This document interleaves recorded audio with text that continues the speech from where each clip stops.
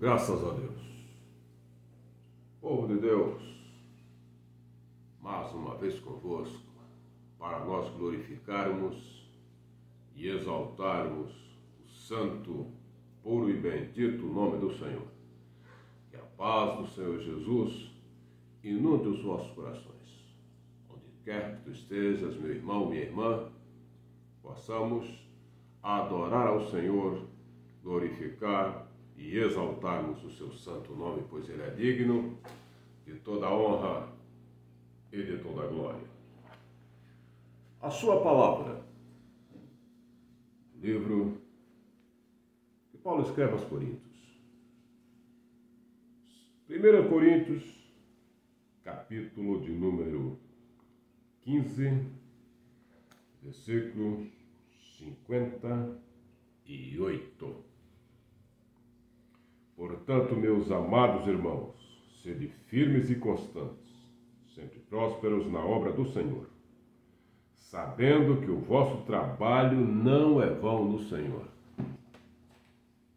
Seja firmes, constantes, fazendo o trabalho do Senhor com garra, com determinação, porque o que for feito pelo Senhor, para a glória do Senhor, tem uma recompensa. Louvado e exaltado seja o nome, que é sobre todo nome, nome do Senhor e Salvador Jesus Cristo. Temos observado em toda a trajetória da raça humana a ingratidão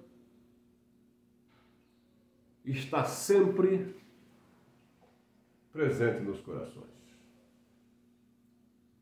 E a escola da gratidão é para aqueles que querem aprender e se dedicar e praticar a gratidão. E quem é grato não se esquece do bem que lhe foi feito. Quem é grato não verá fronteiras, barreiras, para que o faça esquecer. Ainda que ele esteja muito tempo longe, tenha perdido contato, não tenha mais se aproximado, mas dentro deste coração existe a gratidão a este, a essa pessoa e muito mais a Deus acima de todas as coisas.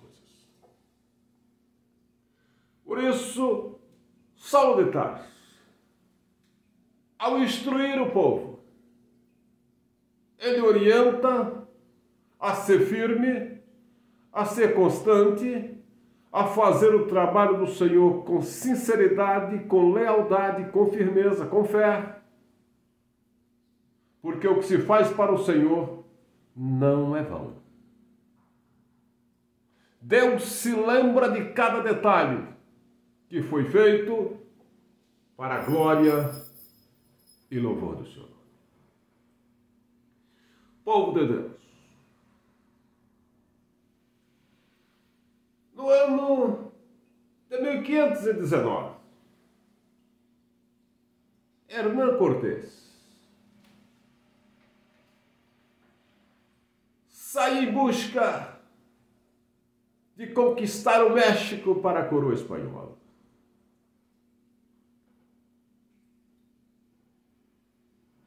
Enfrenta ele as adversidades, monta a sua equipe,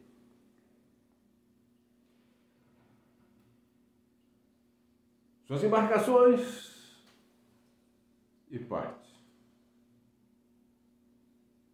Era uma missão difícil, quase impossível,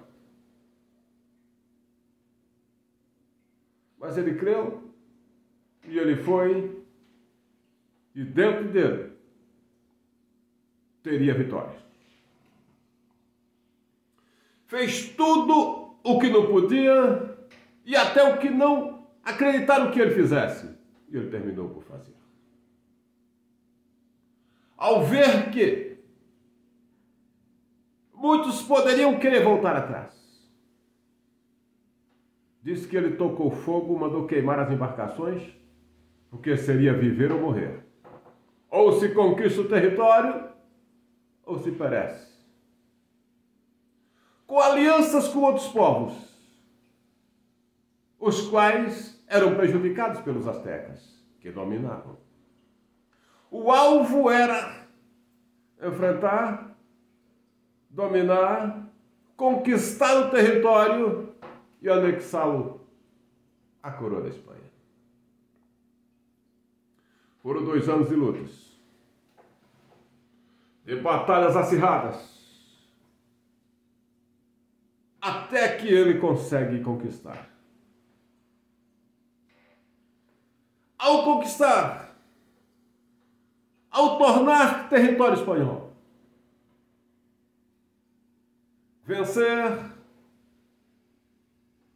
os habitantes do local, os astecas, o imperador, tudo isto foi vencido. E agora ele estava no seu auge de glória. Mas o tempo passou, as dificuldades vieram, os revés da vida, os altos e baixos. E ele perdeu todo o seu cargo e toda a sua glória.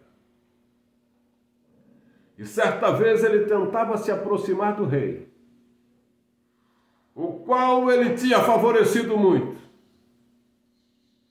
conquistando então o México, ampliando as fronteiras reais e mostrando que aquele rei, ao crescer o seu território, tornava-se um monarca cada vez mais respeitado. Mas Hernán Cortés agora no exílio e no desprezo. E certa vez, ao ver a carruagem, ele resolveu se aproximar da carruagem. Quem sabe, a dizer assim, o rei vai se lembrar de mim, dos meus feitos, vai pesar na balança. Quem sabe os altos e baixos, pois na vida todos os homens têm as suas falhas, os seus momentos bons e ruins. Mas diz que o rei fechou a janela da carruagem e mandou que afastassem e o deixou ele sozinho. Por que isto aconteceu? Que geralmente o homem se esquece daquilo que o outro fez. É fácil se lembrar do mal que o homem causou,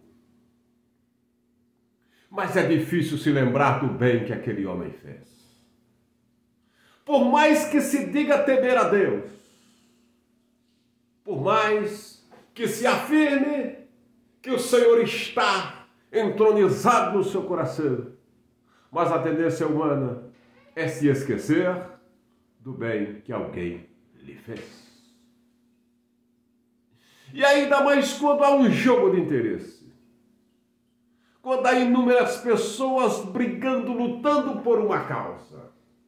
E cada um quer uma fatia do bolo e quer levar a glória. E muitas das vezes quem fez mais leva menos e termina sendo atirado ao esquecimento.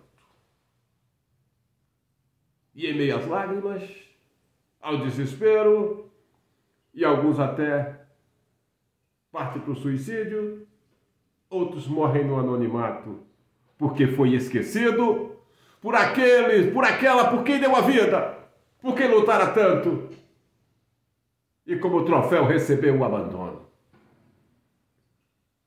Mas por isso Paulo afirma, dizendo: seja firme, seja constante, sempre batalhadores na obra do Senhor, porque o vosso trabalho não é vão no Senhor, a vossa obra tem uma recompensa, tem um Deus que não fica devendo nada para ninguém, um centavo sequer. Deus está pronto a conceder a bênção e a vitória com saúde, com prosperidade, com graça celeste, com visões de Deus, com oportunidades, porque ele não fica devendo nada. Portanto, batalhe, e tudo aquilo que fizer nessa terra não é vão no Senhor, desde que seja feito para a glória do Deus Pai Todo-Poderoso. Rei Davi, homem esse que Deus tirara do trono a Saul para constituir a Davi. Homem que foi pobre pastor de ovelhas, que sabia muito bem o que era o frio e o calor, o que era enfrentar o deserto, buscar os pastos verdejantes para o seu rebanho, sofrer as discriminações dos seus irmãos do exército. E ele, como um simples pastor, enfrentar as feras, leões e ursos. E estava ele ali na gratidão e na adoração ao Senhor. Deus o levantou de trás do rebanho e o fez rei de Israel. E sendo rei, depois de muitas lutas, muitas adversidades, para que ele então reinasse. E quando este começou a reinar, naquele amplo território, constituiu ele a Joabe, chefe do seu exército. Homem de garra, querido, aceito. É um tipo um ídolo no exército de Israel. Pronto a ir à luta, batalhar por Davi, enfrentar o que viesse pela frente. Tinham as suas divergências, mas ele sempre estava ali ombreado e pronto, em defesa da pátria, da soberania nacional.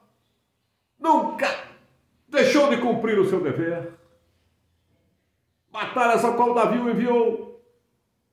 E ele foi à luta. E ele enfrentou inimigos. E ele cumpriu as ordens do rei. E todos viam em Joabe uma garra, uma fibra, um destemor inigualável. Certa vez, Davi teria que ir à luta. Era tempo de Davi ir à guerra, enfrentar os inimigos. Mas Davi com um projeto maligno no seu coração. Ele tinha que cometer um adultério com Batseba. Não era tão somente que Davi viu ela tomando banho e endoideceu por ela. Já estava tramado. Quem era Batseba? Batseba era a neta de Aitofel. Quem era Aitofel? Conselheiro maior de Davi. Era filho de quem? De um dos 30 valentes de Davi. O menorzinho ali era o marido de Batseba. Davi mandou que Joabe fosse com a turma. E Joabe foi. Enfrentou, venceu, triunfou. A cidade das águas agora era de Davi. Conquistado não por Davi, mas pela espada de Joabe. E todos aqueles que com ele estavam. Nessa peleja, Davi manda que mate Urias. Joabe cumpre as ordens do rei. Coloca Urias na frente da batalha, afasta o soldado, deixa ele morrer. Libera o território para Davi. Joabe estava ali, cumprindo as ordens do seu senhor. Agora o Joabe, ao vencer a cidade, triunfar sobre ela, o povo não tinha mais escapatória, tinha que ceder, tinha que entregar a coroa. E o rei, e as demais coisas, Davi manda mensageiros. Joabe manda mensageiros a Davi. Diz, rei, meu senhor, venha tomar posse da cidade. Já venci com o teu exército, já conquistamos. Só falta vir tirar a coroa do rei, para que não aclamem a mim e não diga que eu venci a cidade e que eu é que sou digno dessa honra. A honra é tua porque tu és o rei, tu és o meu senhor. E Davi então foi. Reúne o resto do povo. Davi pegou os homens que estavam com ele e marchou para a cidade, para então ter tão somente a coroa em mãos e os aplausos e dizerem: Davi venceu a cidade, venceu os inimigos, que Davi não tinha vencido coisíssima nenhuma. Tudo isto Davi sabia que Joabe havia feito. Honrado, lutado, batalhado pela nação, enfrentado os inimigos. Mas aquele adultério de Davi trouxe-lhe consequências cruéis. A espada e o escândalo não se afastou da sua casa. Amon morreu pela espada de Absalão, pois Amon tinha violentado sexualmente a sua irmã, que era filha de uma outra mulher de Davi, que era irmã de Absalão. E Absalão teve que fugir. Lá adiante, Joabe traz Absalão de volta, depois de colocar uma mulher para convencer a Davi, conversar com ele, arcar uma certa parábola e cobrar de Davi o retorno de Absalão. Joabe o traz. Talvez foi das coisas mais que Joabe não deveria ter feito, mas fez. Lá adiante, Davi não o perdoa, mas depois de muita insistência resolve então dar um perdão de pé quebrado. O filho de Davi, Absalão, torna-se inimigo do pai. E agora, como usurpador, quer o trono do pai a todo custo, inclusive as suas concubinas. E Davi tem que fugir. Tendo que fugir, os homens dizem para Davi: estamos contigo, rei meu senhor, para enfrentar o que vier pela frente, para a vida ou para a morte. E Joabe, que os liderava, estava ali. Davi disse: temos que fugir. E fugiram. Absalão fez o que quis. Aí no retorno, Joabe já pelo pescoço. Houve um confronto entre o exército de Absalão e de Davi. E aquele playboyzinho sem vergonha que Davi não soube educá-lo, agora é morto por mão de Joabe. Ah, mas essa mágoa Davi não esqueceu. Ele não deu educação para os seus filhos. Você quer que seus filhos te respeitem? Tenha moral e dignidade. Davi tinha as mulheres que ele bem quisesse, desde que não tivesse marido. Mas ele preferiu aquela que tinha marido e que estava lá no seu castelo, bem próximo. Davi perdeu a sua moral, ele não tinha moral nenhuma. O lar dele virou um inferno, mesmo ele dizendo que temia a Deus. Quando Joabe põe fim a Absalão, ele chora. E diz que ele queria ter morrido no lugar de Absalão. É que Joabe vai lá e fala-lhes umas verdades pesadas. Davi guardou aquilo. Davi se esqueceu dos livramentos que Joabe trouxe a Israel e ao próprio Davi, pela sua espada, pela sua fibra e a sua capacidade. Mas ele passou a se lembrar só do mal que Joabe fez. A morte de Abner, a morte do outro, de Amasa, que seria substituto de Joabe, e a morte de Absalão. Todos os livramentos, todas as guerras, todas as batalhas, tudo que Joabe fez para Davi tornou-se insignificante E todo o trabalho que Joabe fez, Davi se esqueceu. E quando entrega o trono a Salomão, ele diz, olha, tu trata de matar Joabe porque ele é perigoso. Ele se uniu a Adonias, teu irmão. Ele matou a Abner. Ele matou a Absalão também. Todo esse mal ele fez. As demais coisas Davi se esqueceu. Todo o bem que Joabe fez, Davi se esqueceu. Por isso o mestre Saulo de Tarso diz, olha, seja firme, seja constante, perseverante. O vosso trabalho não é vão no Senhor. O que você fez para a glória de Deus, continue fazendo. Ninguém vai te deter. Ninguém vai barrar o que é seu diante do trono de Deus. Porque Deus não se esquece coisíssima nenhuma daquilo que foi feito para louvor e glória do seu santo nome. Quantos homens perderam o seu território? Quantos pastores foram humilhados, afrontados, aparentemente derrotados por canalhas que se diziam pastor. O vagabundo que se dizia o pastor. Quanto crente trapaceiro, mentiroso, safado, que fez muita gente sofrer. Muita gente derramar lágrimas. Foram caluniados, afrontados, e nada pôde fazer. Você pode ter perdido alguma coisa nessa terra. Alguém se esqueceu de tudo que você fez. Mas Deus não se esqueceu. E nem se esquece, nem se esquecerá de tudo aquilo que você fez para a glória de Deus. Portanto, não seja hipócrita. Seja verdadeiro, seja sincero diante de Deus e dos homens. E o que fizeres, faça para a glória de Deus. Não faça um trabalho na igreja para se aparecer. Não dê uma ajuda para o que está necessitado para se aparecer. Faça para a glória de Deus, faça sem que ninguém o saiba, mas que Deus vê lá no céu e te dá a recompensa.